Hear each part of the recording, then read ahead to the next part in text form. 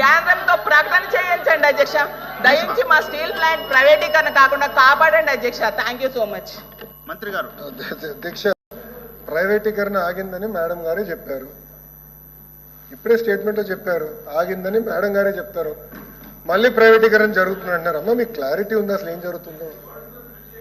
Sir, we are in the house, every word matters sir.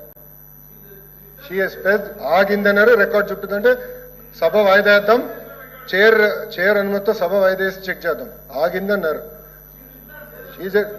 మీరు follow అయినట్లేదు sir, మేము అందరం follow అవుతున్నాం సార్, మాకు ఫాలో అవుతున్నాం మేము. మేడం గారు అన్నింది ఆగింది, వాళ్ళేదో వాళ్ళ నాయకుడు వల్ల ఆగింది అని కుమారస్వామి గారు స్టేట్మెంట్ ఇచ్చారని మేడం గారే అన్నారు. ఆగిందని అన్నారు కదా, మళ్ళీ ఎందుకు ఊకే ఇక్కడ వచ్చి గలబా చేస్తారు? Number 1. Number 2, madam garu, number 2, first of all నేనేం చెప్పానండి, మీరు కొంచెం ఫాలో అవ్వాలి సబ్జెక్ట్, ప్లీజ్ అండర్స్టాండ్. నేనేమన్నా ఆర్సిలర్ మిత్తల్కి మైన్ ఇస్తున్నాం అని చెప్పాను ఎక్కడ? ఎన్ఎండిసి నుంచి market prices they're going to buy slurry pipe line ద్వారా వస్తున్నామా. 270 కిలోమీటర్స్ పైప్ లైన్ వేస్తున్నారు, స్లర్రీ పైప్ లైన్. గన్నులు కేటాయించట్లేదు, ఎన్ఎండిసి మైనింగ్ చేస్తుంది. Raw material they will sell it to Arcelor Mittal. It is a clear transparent transaction. Absolutely sir, we will do it. Sir, 14,000 కోట్ల రూపాయలు ఇచ్చిన వాళ్ళు మీరు ప్రశ్నిస్తారా? 5 సంవత్సరాలు మీరు పీకిందేంటి? 5 సంవత్సరాలు చెప్తా, మీరు పీకింది చెప్తా నేను ఏంటండి? మీ కెపాసిటీ అంటే 48%. 25,000 కోట్ల అప్ప మీరు మారుతారు. 79% 48% కెపాసిటీ యూటిలైజేషన్ తీసుకొచ్చారు. ఏంటి అధ్యక్ష వీళ్ళు మాట్లాడేది? సింగిల్ ఫర్నెస్ కి తీసుకొచ్చేసారు, తీసుకొస్తారు. వీళ్ళు మారుతారా? ఇది ఎంత అన్యాయం అధ్యక్ష? ఇది వీళ్ళు ఎట్లా చేస్తారో అధ్యక్ష? ఇది ఎలా మారుతారు? ఇది అమ్మాలని చూసేది వాళ్ళు. నేను సార్ కళ్యాణి గారిని ప్రశ్న అడగాలనుకుంటున్నా. 9,000 కోట్ల రూపాయలు మేము ఇచ్చామంటున్నారు. 9,000 కోట్ల రూపాయలు మేము ఇచ్చాం కనుకనే థర్డ్ ఫర్నెస్ స్టార్ట్ అయింది. 79% ప్రొడక్షన్ తీసుకొచ్చాం. అది మాకున్న కమిట్మెంట్. మీరు మమ్మల్ని ప్రశ్నిస్తారా? 14,000 కోట్ల రూపాయలు తీసుకొచ్చిన మేము మమ్మల్ని మీరు ప్రశ్నిస్తారా? ప్రైవేటైజ్ జరగదని చెప్తే చెప్తారా? ఓకే, అవుట్ సోర్సింగ్ విషయం మేడం గారు మాట్లాడారు. ఏంటి సార్, ఆల్రెడీ వాళ్ళు కాంట్రాక్ట్ ఉద్యోగస్తులుగా ఉన్నారు. Sir, I'm not yielding. I have right to talk. I have absolutely right to talk. I am not yielding. నాకు హక్కుంది సార్, ఎల్ఏపీ సార్, నాకు హక్కుంది మారదండి. నేను మంత్రిని సార్. ప్రజలు మమ్మల్ని ఇక్కడ కూర్చోబెట్టారు విశాఖ ఉక్కుని కాపాడడానికి. మీలాగా సొంత కేసుల కోసం ఢిల్లీకి వెళ్ళడం కాదు. మేము సొంత కేసుల కోసం ఢిల్లీకి వెళ్ళాం. మేము అధ్యక్ష కాంట్రాక్ట్ గురించి మాట్లాడతారు అధ్యక్ష. ఏం జరిగింది అధ్యక్ష? గతంలో కాంట్రాక్ట్ సుమారుగా 120 మందికి వచ్చేది. ఆ 120 మందికి వచ్చేది ఎఫిషియన్సీ రావాలి, కెపాసిటీ బిల్డ్ అవ్వాలని చాలా స్పష్టంగా ఏకంగా మంచోళ్ళకి ఇద్దాము అని చెప్పి అవుట్ సోర్సింగ్ వాళ్ళకి ఇస్తున్నారు కాంట్రాక్ట్ ఉద్యోగస్తులు. దానికి ఇంత ఫీలింగ్ అవుతారు. నేను అడుగుతున్నా మీరు ఏం ఆడతారు? ప్రొడక్షన్ లేదంటారు. ఏం ప్రొడక్షన్ లేదు? ఈరోజు 79% ప్రొడక్షన్ వచ్చింది. మీరు ఇట్లా మాడితే ఎట్లా? మీరు చేసిన గురించి చెప్తున్నా, ఎందుకంత భయపడతారు మీరు? వాస్తవాలు చెప్తే ఎందుకు భయం సార్? అరే, డబ్బులు తీసుకొచ్చి ప్రైవేటైజేషన్ జరగదంటే మీరు జరగాలని కోరుకుంటున్నట్టున్నారు. ప్రైవేటీకరణ జరగాలని. మేము జరగదని 100 సార్లు చెప్పినాం. మాకు క్లారిటీ ఉంది. అటు భారతీయ జనతా పార్టీ కానివ్వండి, జనసేన పార్టీ కానివ్వండి, టీడీపీకి చాలా క్లారిటీ ఉంది. పాపం వైకాపా క్లారిటీ లేనట్టుంది ఈ సబ్జెక్ట్ లో, బొత్తిగా అవగాహన లేదు. ఎన్ఎండిసి స్లరీ పైప్ లైన్ కి మైన్కి తేడా తెలియదు మీకు. ఇంకేం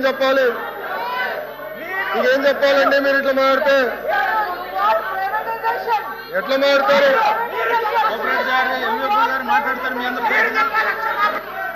హాయిగా కూర్చోండి.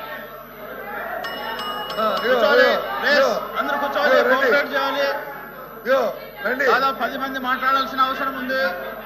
సార్ ఎల్విపి గారు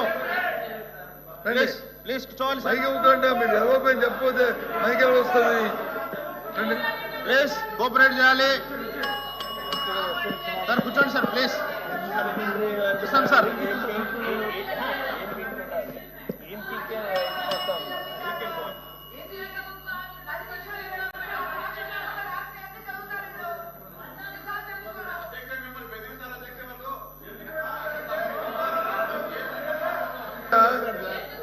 అధ్యక్ష ఎల్విపి గారు అధ్యక్ష కూర్చోబెట్టండి. ఫస్ట్ కూర్చోమని చెప్పండి ప్లీజ్. కోఆపరేట్ చేయాలి సార్. సార్ మీరు కూడా కూర్చోండి సార్ ప్లీజ్. అధ్యక్ష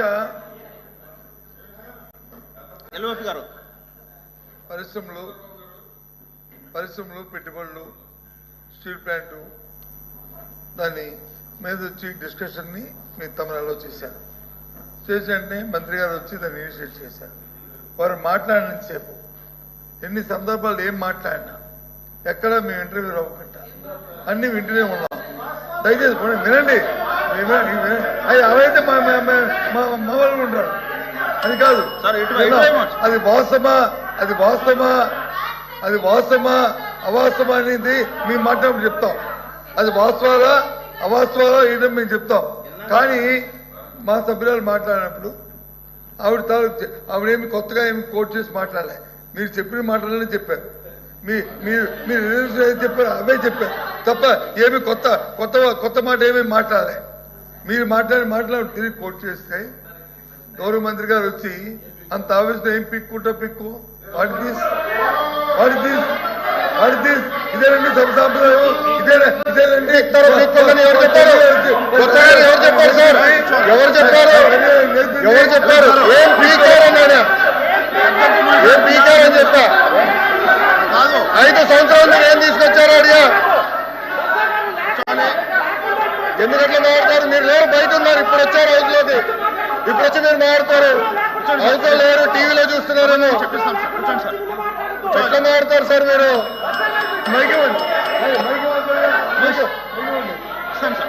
తప్పు కదండి.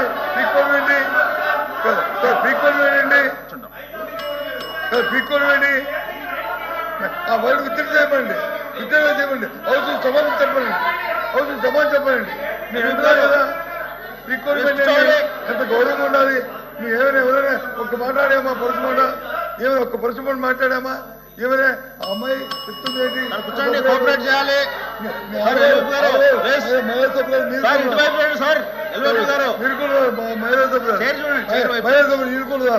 కూర్చోండి ప్లీజ్. వినండి చెప్పండి. మీరేంటి ఆవిడ ఆవేదన ఏంటి? మీ వాళ్ళు కూర్చోబెట్టండి ప్లీజ్. ఎల్విపి గారు మీకు అవకాశం ఇస్తాము. మీ వాళ్ళందరూ కూర్చోబెట్టండి. కూర్చోండి. ఇప్పటికే 2:30 అయింది. ఇంకా 10 మంది మాట్లాడాల్సిన అందుకే చెప్తుంది. ప్లీజ్ మీకు అవకాశం మేము రిక్వెస్ట్ కూడా చెప్తున్నాము. ఎందుకంత ఆవేశం ఏంటి? భాష మీద పొట్టుండాలి. ఆవేశం ఉండకూడదు. అధ్యక్ష ఆవిడ ఆవేదన ఏంటంటే మీరు తీర్మానం పెట్టారు. తీర్మానాన్ని అందరూ ఐక్యంగా ఆమోదించాలని చెప్పారు. ఎస్, ఆ తీర్మానంలో ఒక మాట ఉంటే ఆవిడంత ఆవేదన చెందేది కాదు. ఏది? ఆ డిస్ట్రిబ్యూషన్ని ఏదైతే పెట్టారో దాన్ని తొలగిస్తున్నాం పూర్తిగా అనే మాట ఉంటే ఆ మాట లేదు.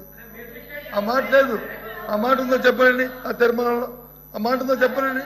ఆ మాట ఏముంది? అందుకని దయచేసి ఇప్పటికైనా ఇంకా మీరు మాట్లాడేది మళ్ళీ మేము మాట్లాడాలని మేము చెప్పే ఈ రాష్ట్రంలో ఏ ప్రయోజనం చెప్తాము. ఒక నిమిషం చెప్పండి.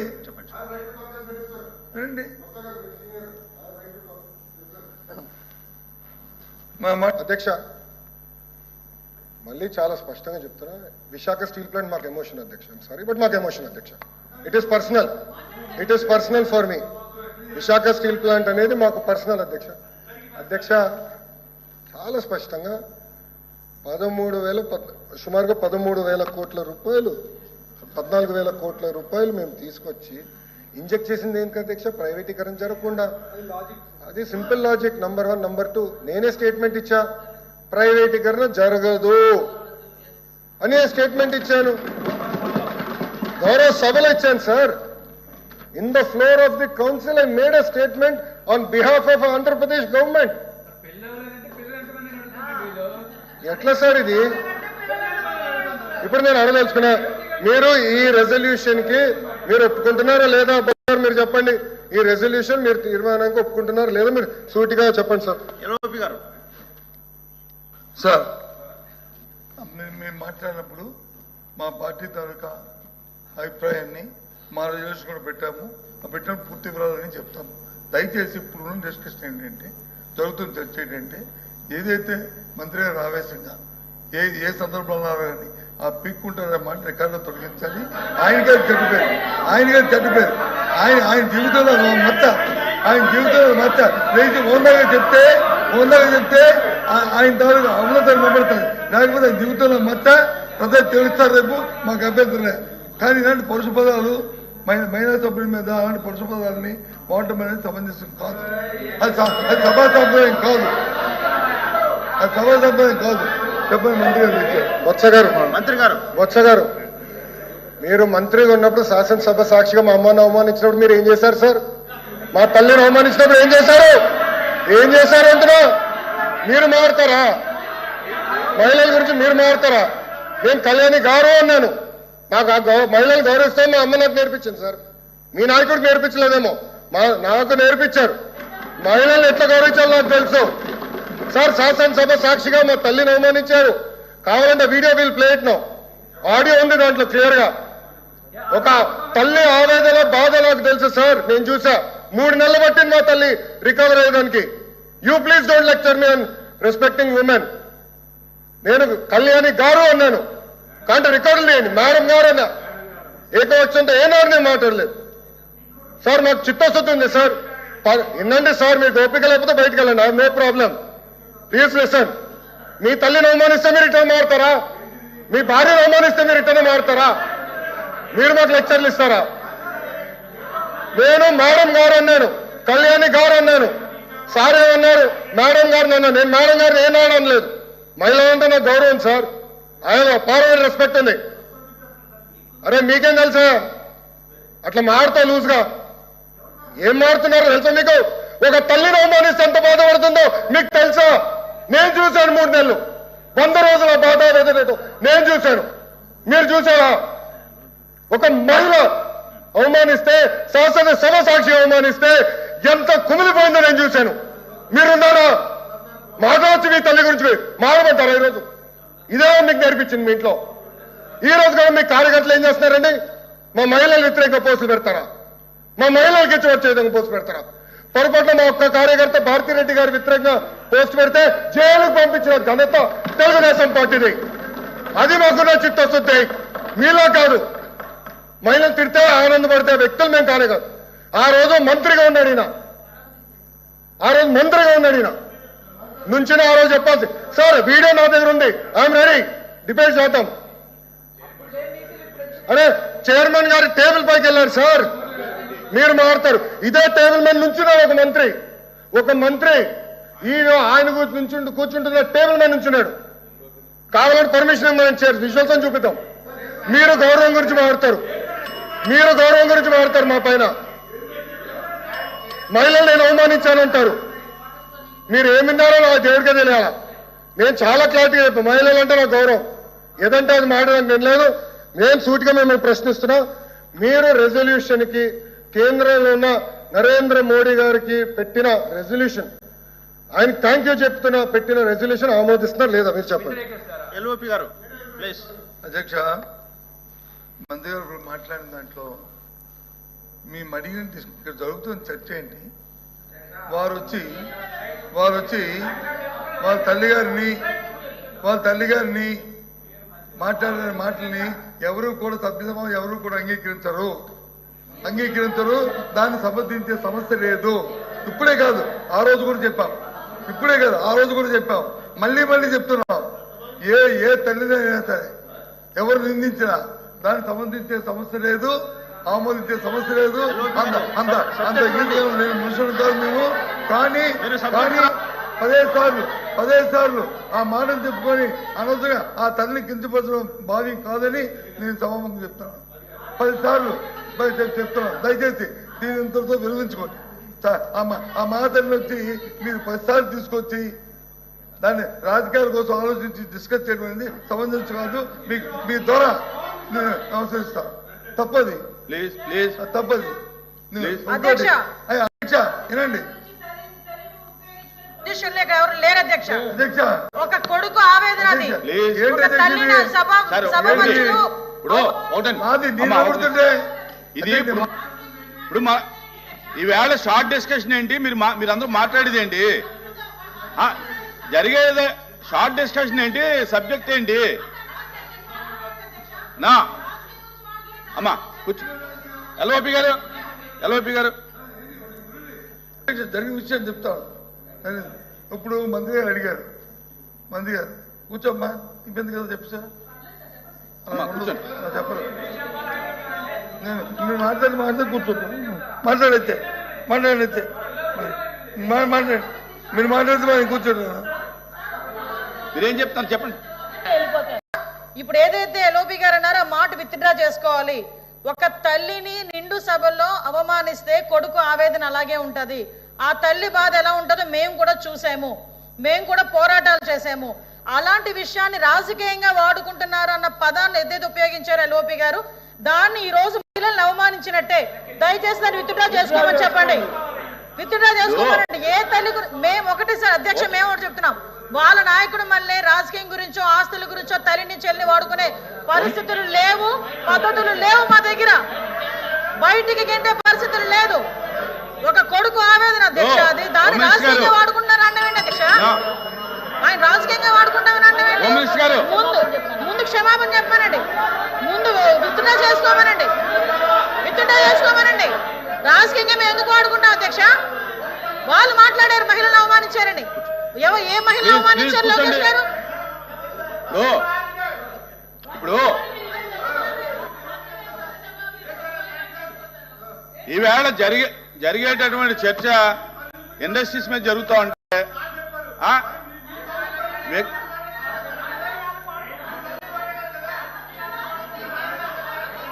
ప్లీజ్ ప్లీజ్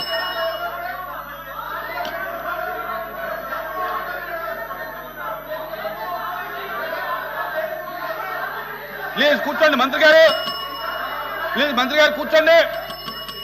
ప్లీజ్ శ్రీరామ్ దయచేసి కూర్చోండి. ఎల్ఓపి గారు కూర్చోండి. దయచేసి కూర్చోండి అధ్యక్ష. ప్లీజ్ కూర్చోండి. అధ్యక్ష కూర్చోండి. ప్లీజ్ కూర్చోండి. అధ్యక్ష మళ్ళీ చెప్తున్నాం. వారు మాట్లాడిన మాటలు, మీరు మాట్లాడిన మాటలు రికార్డుని వారిని చూసుకోమనండి.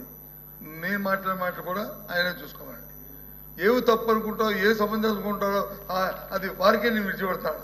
ఏవి ఉంచాలో రికార్డులో, ఏవి తొలగించాలా, ఏవి వారికే ఇస్తున్నాను. నా తరపు నేను మాట్లాడిన భాషలో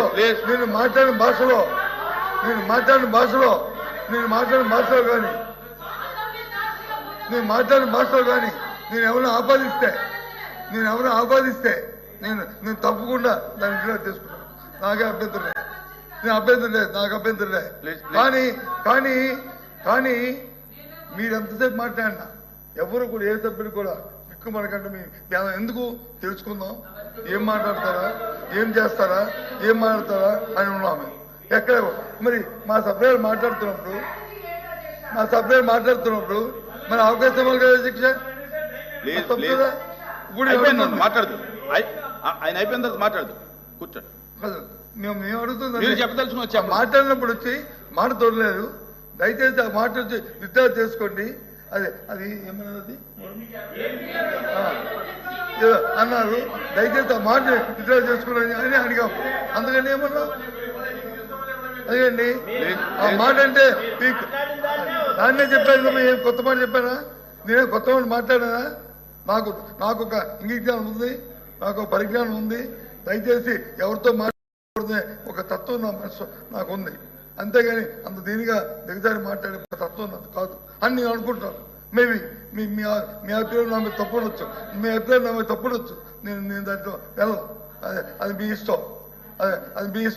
కానీ అధ్యక్ష, సభ అనేప్పుడు ఉందాగా ఉండాలి. సభలో ఉందాగా వెళ్ళాలి. ఇది పెద్దల సభ కాబట్టి భాష మీద పట్టు ఉండాలి. దయచేసి ఆలోచన మీకు అది రికార్డు చూసుకున్న మీరు డిసైడ్ చేయండి. ఇప్పుడు చర్చ జరుగుతుంది పరిశ్రమ మీద, దీని మీద అయిపోయింది సభ్యులు. నెక్స్ట్ మనతో మాట్లాడమని, ఆ తర్వాత నేను మాట్లాడతాను. చెప్పండి అధ్యక్ష. కళ్యాణి గారు మాట్లాడుతూ 2 ప్రశ్నలు అడిగారు అధ్యక్ష.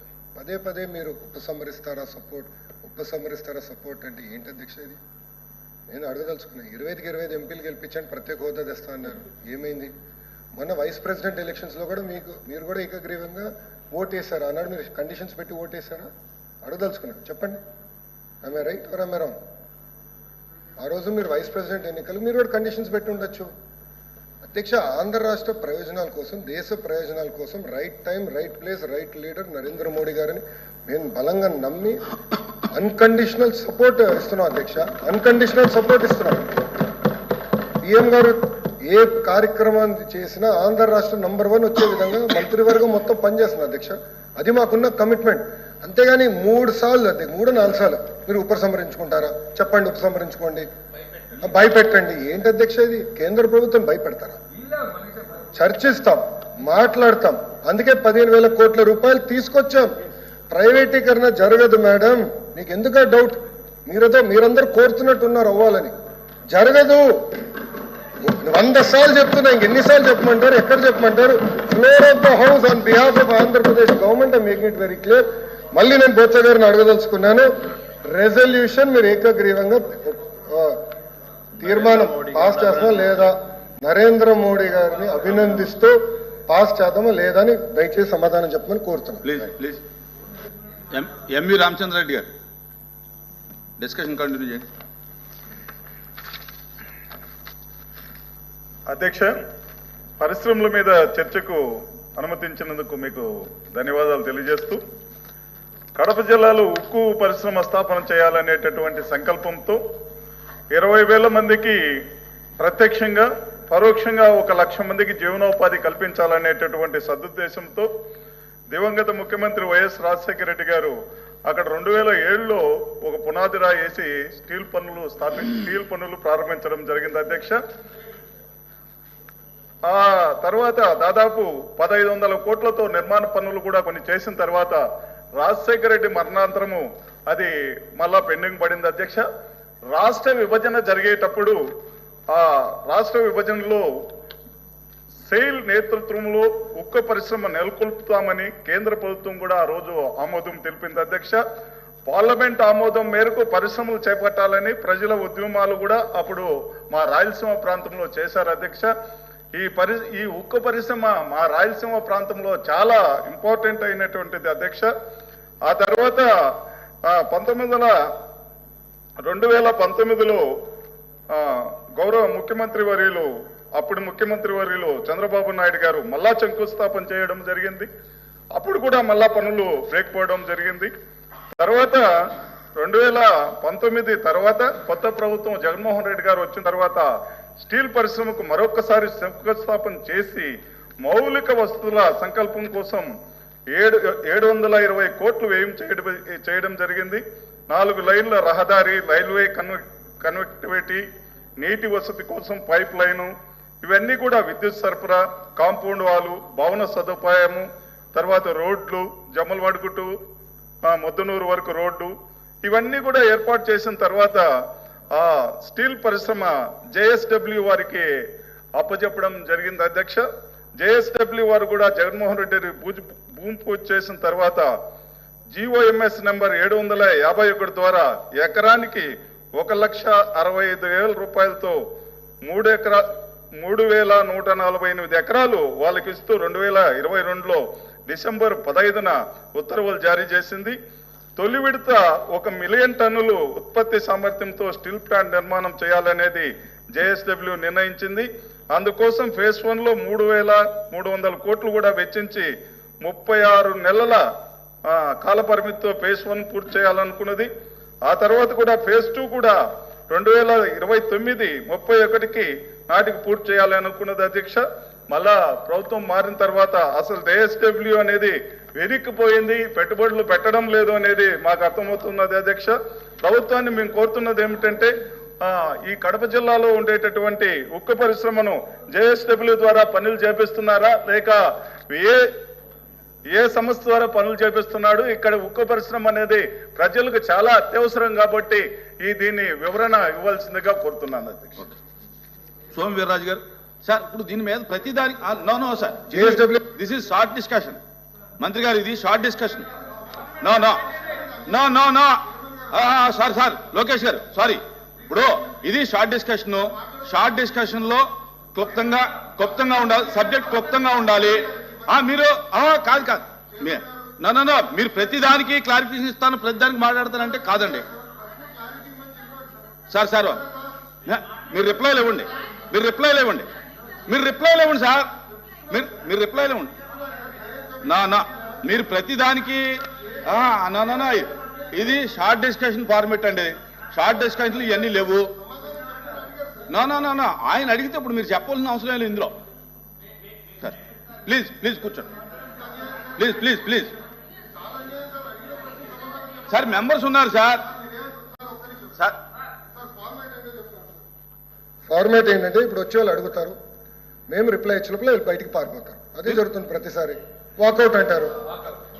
క్లారిటీ ఎవరికి ఇవ్వాలి సార్? ఖాళీ కుర్చీలు క్లారిటీ ఇవ్వాలని, ఖాళీ సోఫాలు క్లారిటీ ఇవ్వాలని.